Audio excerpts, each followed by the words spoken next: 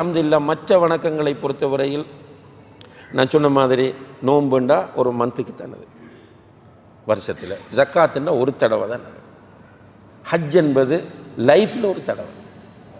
ஆனால் டெய்லி செய்ய வேண்டிய ஒரு நாளைக்கு 5 தடவை சளைக்காமல், சடைவடையாமல், வெறுக்காமல், விருப்பத்தோடு செய்ய வேண்டிய ஒரு இபாதத் தொழுகையாகும்.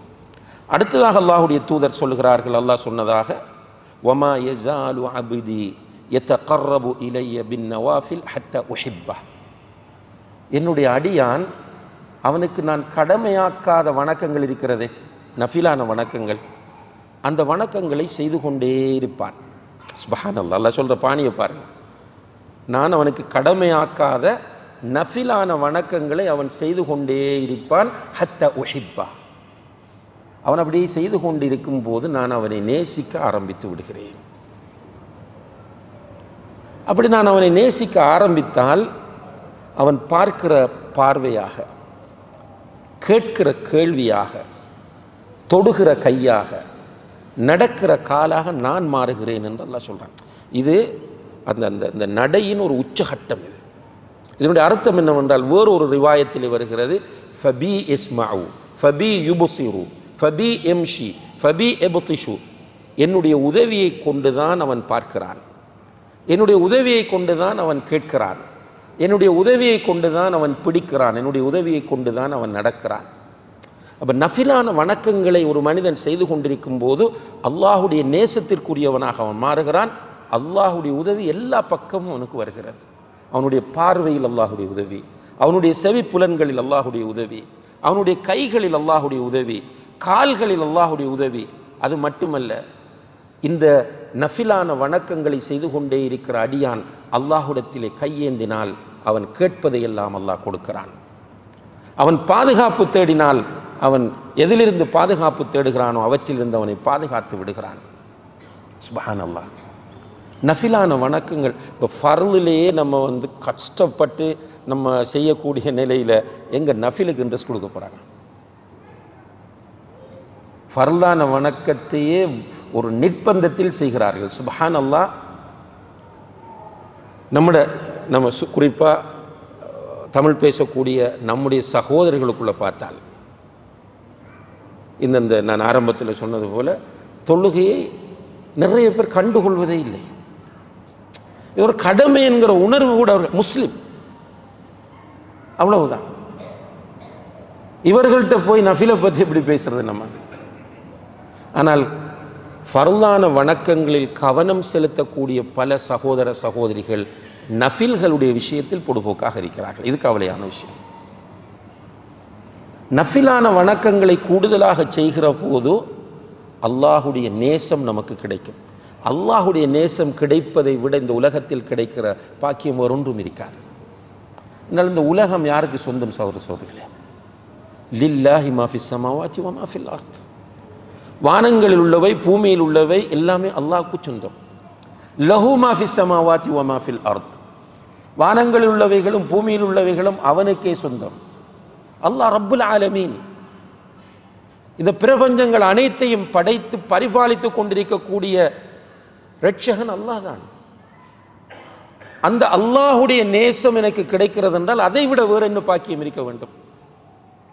ஒரு பிள்ளை தன்னுடைய தாயும் தந்தையும் அதை நேசிக்கிறார்கள் என்று தெரிகிற போது அடைகிற ஆனந்தம், ஒரு சகோதரன் தன்னுடைய சகோதரன் அவனை நேசிக்கிறான் என்கிற போது அவனுக்கு ஏற்படக்கூடிய மகிழ்ச்சி, ஏன் ஜாஹிலியத்தான நிலையில் பார்க்கிறோம். ஒரு வாலிபனை ஒரு வாலிப பெண் நேசிக்கிற போது ஏற்படக்கூடிய மகிழ்ச்சி, இதை விடுத்து நீங்கள் அதிகாரங்களில் உள்ளவர்களை பாருங்கள். ஒரு அரசியல்வாதி என்னை நேசிக்கிறார். இப்போ ஸ்ரீலங்காவில் இருக்கக்கூடிய ஒரு கட்சியினுடைய தலைவர் என்னோட சரியான க்ளோஸ், எந்த நேரமும் எனக்கு மெசேஜ் போட்டு சோமாரிங்களான்னு கேட்பார், எப்போ நாட்டுக்கு வாரன்னு கேட்பார், ஏதும் தேவையான்னு கேட்பார். என்றால் நம்ம எப்படி மகிழ்ச்சி அடைகிறோம்? எனக்கு அவர் என்ன விசாரிப்பார். ஒருவருடைய நேசம் கிடைப்பது என்பது சாதாரணமானதல்ல. ரப்புல் ஆலமீனுடைய நேசம் கிடைப்பது என்பது அதற்காகத்தான் நம்ம ஏங்குகிறோம். அல்லாஹுடைய நேசம் கிடைத்து விட்டால் அல்ஹம்துலில்லாஹ். காசு அவனுக்கு தான் சொந்தம். ஆரோக்கியத்தை தருவது அவன்தான், ரிஸ்கை தருவது அவன்தான். அப்ப அல்லாஹ் நேசித்து விட்டால் அல்லாஹ் என்னை கைவிட மாட்டான். என்னை அல்லாஹ் நேசிக்கிறான் என்றால் அவன் எனக்கு முழு பொறுப்பும். அதனால் தான் அவன் சொல்லுகிறான், என்னுடைய நேசனை நீ நோவினை செய்தால் உன்னை நான் விட மாட்டேன். அல்லாஹ் பொறுப்பெடுக்கிறான். விளங்காம இருக்கும் நமக்கு. ஆனால் அல்லாஹுடைய நேசத்தை பெற்றுவிட்டால் மனைவிக்கு ரிலாக்ஸேஷன். கொடுமைப்படுத்துகிற கணவன், அந்த மனைவி தொழக்கூடியவள், நோன்பு பிடிக்கக்கூடியவள், ஜக்காத்து கொடுக்கக்கூடியவள், இபாதத்துகளில் ஈடுபாடு உள்ளவள், நஃபிலான வணக்கங்கள் செய்யக்கூடியவள். ஆனால் கணவன் டோர்ச்சர் பண்ணுகிறான், கேட்க பார்க்க யாரும் இல்லை. ஆனால் அந்த மனைவியினுடைய மனம் சொல்லும், என்னுடைய ரப் என்னோடு இருக்கிறான், என்னுடைய ரப் என்னை நேசிக்கிறான். எனவே அந்த பெண்ணுக்கு பெரிய ஒரு ரிலாக்ஸேஷன் கிடைக்கும். இது போல தான் ஒவ்வொருவருக்கும். அப்போ தொழக்கூடிய ஃபர்லான வணக்கங்களில் கவனம் செலுத்தக்கூடிய நாம் நஃபிலான வணக்கங்களில் கூடுதல் கவனம் செலுத்த வேண்டும். அன்புள்ள சகோதர சகோதரிகளே, ஒரு சில நஃபிலான வணக்கங்களை இந்த இடத்தில் சுட்டி காட்டுவது எனக்கும் உங்களுக்கும் பயனுள்ளதாக இருக்கும் என்று நினைக்கிறேன். அதில் முதலாவது நஃபிலான தொழுகைகள். ஃபர்து அல்லாத தொழுகைகள் நிறைய இருக்கிறது. அதில் ஸ்பெஷலாக ஃபர்லான தொழுகைகளுக்கு முன்னாலும் பின்னாலும் தொழக்கூடிய சுன்னத்தான தொழுகைகள். இந்த தொழுகைகளுடைய பாக்கியம் என்ன தெரியுமா? ஒரு நாளைக்கு யார் 12 ரக்காத்துக்கள் சுன்னத்தான தொழுகையை தொழுகிறார், ஃபர்ல் தொழுகைக்கு முன்னுக்கும் பின்னுக்கும், அவருக்கு அன்றைக்கு ஒரு வீடு கட்டப்படும். சுப்ஹானல்லாஹ், சுவர்க்கத்தில். இப்போ ஒருவர் 365 நாட்களும் விடாமல் இந்த சுன்னத்தை தொழுதால் சுவர்க்கத்தில் இவருக்கு எத்தனை வீடு? 365 வீடு. அல்லாஹ் அக்பர். இந்த விஷயம் நிறைய பேர் புரியல. நான் சில நேரங்களில் அதை கொஞ்சம் யோசித்து பார்த்தேன். 365 வீடுன்னா இப்படி ஆயுள் முழுக்க தொழக்கூடியவர்கள். இப்போவே உலகத்தில் வாழக்கூடியவர்களுக்கு இப்படி வீடுகள் இருக்கு, லேண்ட் இருக்கு. அதை வைத்து பெருமைப்படுகிறார்களா இல்லையா? இப்போ ஸ்ரீலங்காவில் உள்ளவர்கள் சொல்லுவார்கள், இப்போதான் ஈஸ்டர்ன் ப்ரொவின்ஸில் மருதமுனைண்டா, மருதமுனையில் அவருக்கு 10 வீடு இருக்கு, கல்முனையில் வீடு இருக்கு, கொழும்பில் 10 வீடு இருக்கு, அவர் லண்டனில் வீடு வாங்கி போட்டிருக்கிறார், தன்சானியாவில் வீடு வாங்கி போட்டிருக்கிறார் என்றெல்லாம் சொல்கிறோம். அது அவருக்கு ஒரு பெரிய கௌரவம், சந்தோஷமும். இப்போ சுவர்க்கத்திற்கு போன பிறகு பார்த்தால் சுன்னத்தான தொழுகைகளை பேணி வரக்கூடிய ஒருவருக்கு லட்சக்கணக்கான வீடுகள் இருக்கும். அல்லாஹ் தௌஃபீக் செய்ய வேண்டும். என்ஜாய் பண்ணுகிற இடம் அதுதான், அனுபவிக்கிற இடம் சுவர்க்கம் தான். ஃபீஹா மாலா ஐனுன் ரஅத் வலா உதுனுன் சமிஅத் வலா ஹதர அலா கல்பி பஷர். எந்த கண்ணுமே பார்த்திருக்காத, எந்த காதுமே கேட்டிருக்காத, எந்த உள்ளமுமே கற்பனை பண்ணாத இன்பங்கள் எல்லாம் அந்த சுவர்க்கத்தில் இருக்கிறது. சுப்ஹானல்லாஹ், சுவர்க்கத்து இன்பங்களை அனுபவிப்பதற்காக அல்லாஹு தஆலா ஒவ்வொருவருக்கும் 100 பேருடைய பலத்தை கொடுக்கிறான். நோய் இல்லை, டயபெட்டிக் பிரச்சனை இல்லை, அதை குடித்தா பிரச்சனை, இதை சாப்பிட்டா பிரச்சனை, கொலஸ்ட்ரால் பிரச்சனை இல்லை, யூரின் போகணும்ன்ற சிக்கல் இல்லை, டாய்லெட் போகணும்ன்ற பிரச்சனை இல்லை, மென்சஸ் இஷ்யூ இல்லை, சளி பிரச்சனை இல்லை. இதெல்லாம் சொல்கிறாங்க ரசூலுல்லாஹி அலைஹி வஸல்லம் ஹதீஸில் நேரடியாக இதெல்லாம் ஒவ்வொன்றும் வருது. சாப்பிடக்கூடியவைகள் வியர்வையாக வெளியே வந்துவிடும். அந்த வியர்வை நாராது, நறுமணமாக இருக்கும். சுப்ஹானல்லாஹ். அப்போ சுவர்க்கம் தான் அனுபவிக்கிற இடம். 33 வயது வாலிபர்களாகவே எல்லோரும் சுவர்க்கத்தில் இருப்பார்கள். முதுமை கிடையாது, மரணம் கிடையாது. அப்போ அங்கே நமக்கு இந்த சுன்னத்தான தொழுகைகளுக்காக வேண்டி வீடுகள். அதிலேயும் ரசூல் ஸல்லல்லாஹு அலைஹி வஸல்லம் அவர்கள் ஃபஜ்ருக்கு முன்னால் தொழக்கூடிய அந்த 2 ரக்காத் சுன்னத்தை பற்றி சொல்லும்போது, ஹைரும் மினத் துன்யா வமா அலைஹா, உலகம், உலகத்தில் உள்ள அனைத்தையும் விட அந்த 2 ரக்காத்தும் சிறந்தது என்கிறார். அதனால் முன்னால் அது மிஸ் ஆனால், சுபஹுக்கு பிறகு தொழுகை இல்லை, நமக்கு தெரியும். சுபஹு தொழுகத்துக்கு பிறகு தொழுகை இல்லை. ஆனால் முன்னால் தொழக்கூடிய அந்த 2 ரக்காத்து மிஸ் ஆனால் சுபஹுக்கு பிறகு அந்த 2ஐயும் தொழுது கொள்ளலாம். அவ்வளவு ஒரு முக்கியத்துவம் வாய்ந்த நஃபிலான தொழுகை தான் சுபஹுக்கு முன்னால் தொழக்கூடிய அந்த 2 ரக்காத். அதுபோல மா பைன குல்லி அதானைனி ரக்அத்தான், அந்த 12 உங்களுக்கு தெரியும். சுபஹுக்கு முன்னால் 2, லுஹருக்கு முன்னால் 2 2ஆக 4, லுஹருக்கு பின்னால் 2, மக்ரிபுக்கு பின்னால் 2, இஷாக்கு பின்னால் 2.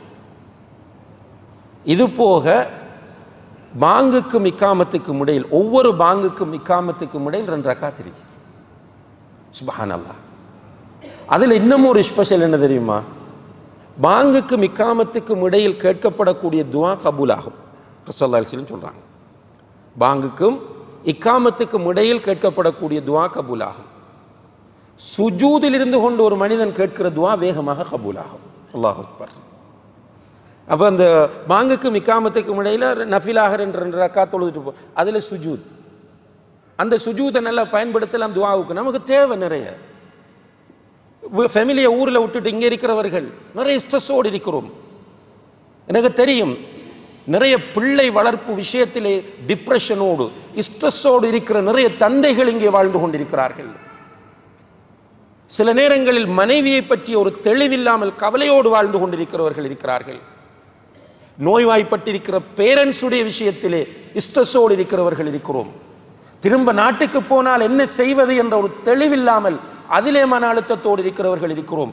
சும்மா மன அழுத்தம் என்று சொல்லி சொல்லி நாளாந்தம் மன அழுத்தத்தை கூட்டிக் கொண்டு நோய்களை அதிகரித்துக் கொண்டிருக்கிறோமே தவிர மன அழுத்தங்களுக்கான தீர்வுகளை நாம் தேடவில்லை. உண்மையிலேயே பாங்கு சொன்னதும் பள்ளிவாசலுக்கு வந்து 2 ரக்காத்துக்கள் தொழுது அந்த சுஜூதுகளிலே இருந்து கொண்டு அல்லாஹ்விடத்திலே கெஞ்சுகிற போது நிச்சயமாக அல்லாஹ் நம்மை வெறுங்கையோடு அனுப்ப மாட்டான்.